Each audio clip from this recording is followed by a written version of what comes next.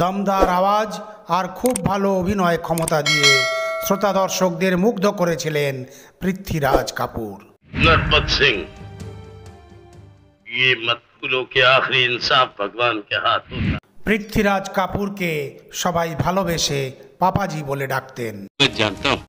পৃথ্বীরাজ কাপুরের জন্ম হয় ৩রা নভেম্বর ১৯০৬ সালে শহর লয়ালপুর, যেটা এখন পাকিস্তানে। अच्छा बस बस बस बस बस, आज मेरा जन्मदिन है ना, तो आज सब मिलकर इकट्ठे खाएंगे, ठीक? তার দাদুর নাম দিওয়ান কেশবলাল এবং দাদু অনেক গুরুত্বপূর্ণ ছিলেন ছোট পৃথ্বীরাজের জীবনে।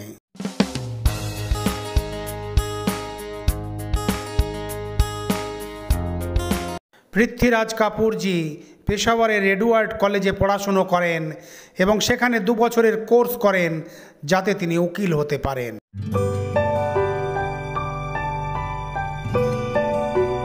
এটা সেই সময় ছিল যখন তিনি প্রথম থিয়েটারে পা রাখেন। লয়ালপুর আর পেশাওয়ারে তিনি কাজ করতে থাকেন। সাল ছিল 1924, আর তখন তিনি মুম্বাই পাড়ি দেন। তিনি মুম্বাই এসেছিলেন পয়সা ধার করে।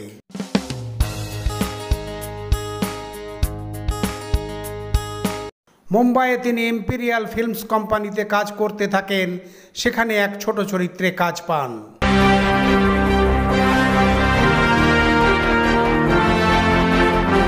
আর এরপর মেন রোল তাকে দেওয়া হয় 1929 সালের ছবি সিনেমা গার্লে। এটা সেই সময় ছিল যখন মুখ ছবি তৈরি হচ্ছিল, অর্থাৎ ডায়লগ এই ছবিতে শোনা যাচ্ছিল না, যাকে ইংরেজিতে বলা হয় সাইলেন্ট পিকচার। পৃথ্বীরাজ কাপুরজি আরও মুখ ছবিতে কাজ করেন, যেমন দোধারি তলোয়ার, শেরে আরব, প্রিন্স বিজয় কুমার।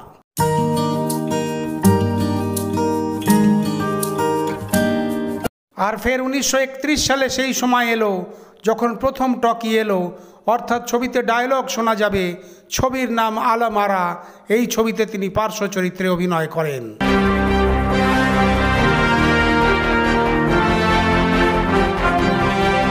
আর 1941 সালে সোহরাব মোদিজির ছবি সিকান্দারে তিনি এমন অভিনয় করেন যে শ্রোতা দর্শকরা মুগ্ধ হয়ে যায়। यूनान के बेहतरीन तोहफे उस शख्स के लिए रखो। পৃথ্বীরাজ কাপুরজির প্রথম ভালোবাসা সিনেমা নয়, থিয়েটার ছিল। এটাও জানা যায় তিনি ছবি থেকে পয়সা উপার্জন করে থিয়েটারে লাগাতেন। 1944 সাল আসতে আসতে তিনি নিজের পৃথ্বী থিয়েটার গ্রুপ শুরু করে দেন। আর তিনি পৃথ্বী থিয়েটারে অভিনয় করেন কালিদাসের অভিজ্ঞান শকুন্তলম, যাতে তার সাথে বড় ছেলে রাজ কাপুরকে অভিনয় করতে দেখা যায়।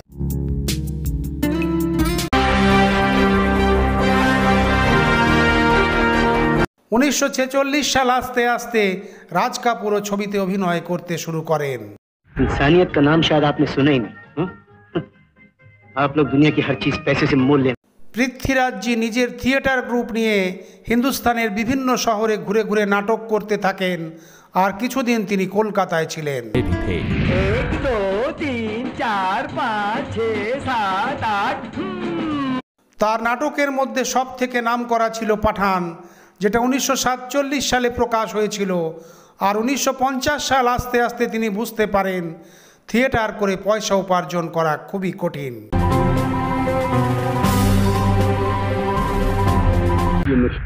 অনেক অভিনেতা যারা পৃথ্বী থিয়েটার গ্রুপে কাজ করতেন তারাও ফিল্মে অভিনয় করতে শুরু করেন। मैं तो सिर्फ ये जानना चाहता हूँ, प्यार का ये नाटक जो तुम मेरे बेटे के साथ खेल रही हो। সঙ্গীতকার শঙ্কর জয়কিশনের জড়ি অথবা পৃথ্বীরাজ কাপুরের 3 ছেলে রাজ কাপুর, শামী কাপুর আর শশী কাপুর।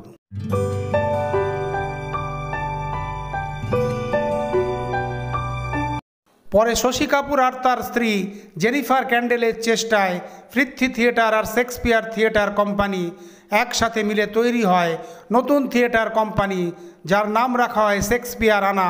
তারিখ 5 নভেম্বর 1978। সেই সময় এলো যখন মুম্বাই শহরে পৃথ্বী থিয়েটার উদ্ঘাটন করা হলো।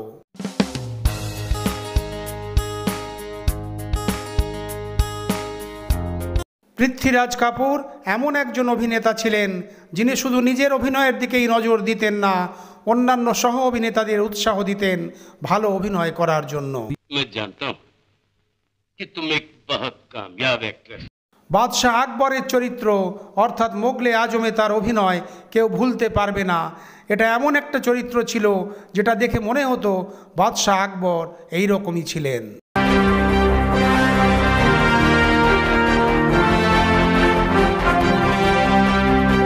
বাদশাহ আকবরের চরিত্রে অভিনয় করে হিন্দি ফিল্ম ইন্ডাস্ট্রিতে পৃথ্বীরাজ কাপুর অমর হয়ে যান।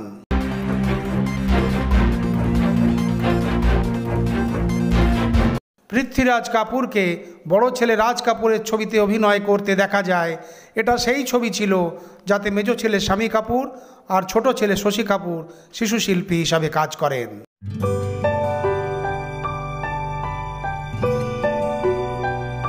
আর পরে মেজো ছেলে শামী কাপুরের সাথে পৃথ্বীরাজ কাপুরকে অভিনয় করতে দেখা যায়। ছবির নাম ছিল রাজকুমার। जाने वाले जरा होशियार यहाँ के हम हैं राजकुमार। পৃথ্বীরাজ কাপুর অনেক ছবিতে কাজ করেন। তারপর একটা এমন সময় আসে যখন তার গলার আওয়াজ খারাপ হয়ে যায়। তার কারণে পৃথ্বী থিয়েটার গ্রুপের অনেক লোকসান হয় আর ধীরে ধীরে তার গলার আওয়াজ ঠিক হয়। बड़ा धोखा, इतनी बड़ी गद्दारी। পৃথ্বীরাজ কাপুর পাঞ্জাবি ছবিতে কাজ করেন আর তাকে কানাডা ছবিতেও কাজ করতে দেখা যায়। পাঞ্জাবি ছবি নানক নাম তার অভিনয় কেউ ভুলতে পারবে না।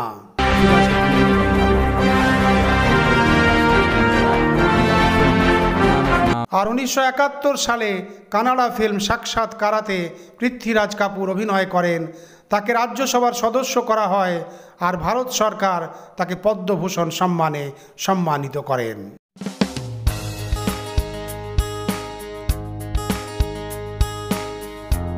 সঙ্গীত নাটক একাডেমির ফেলোশিপ তাকে দেওয়া হয় 1969 সালে।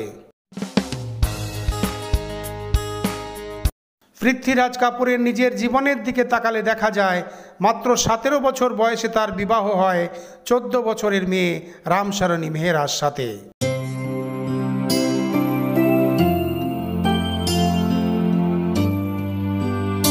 বড় ছেলে রাজ কাপুরের জন্ম হয়েছিল 1924 সালে আর 1930 সাল আস্তে আস্তে তাদের 3 বাচ্চা হয়।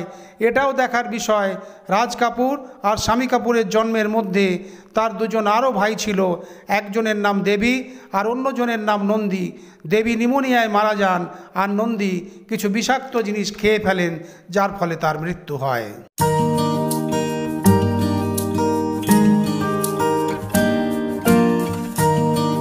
আর এর অনেক পরে শশী কাপুরের জন্ম হয়। পৃথ্বীরাজ কাপুরের পরিবারের সদস্যরা হলেন রাজ কাপুর, শামী কাপুর আর বোন উর্মিলা আর সব থেকে ছোট শশী কাপুর।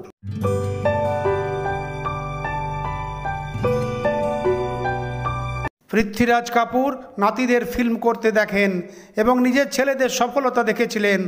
আর একটা সময় এলো পৃথ্বীরাজ কাপুর আর তার স্ত্রী রামশরণী দেবী দুজনেই এই দুনিয়া ছেড়ে চলে যান।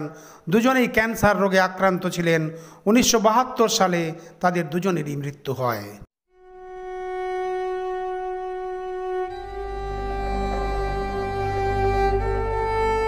ভারতীয় সিনেমা আর রঙ্গমঞ্চের ইতিহাসে পৃথ্বীরাজ কাপুরের মতো অভিনেতা না ছিল না হবে।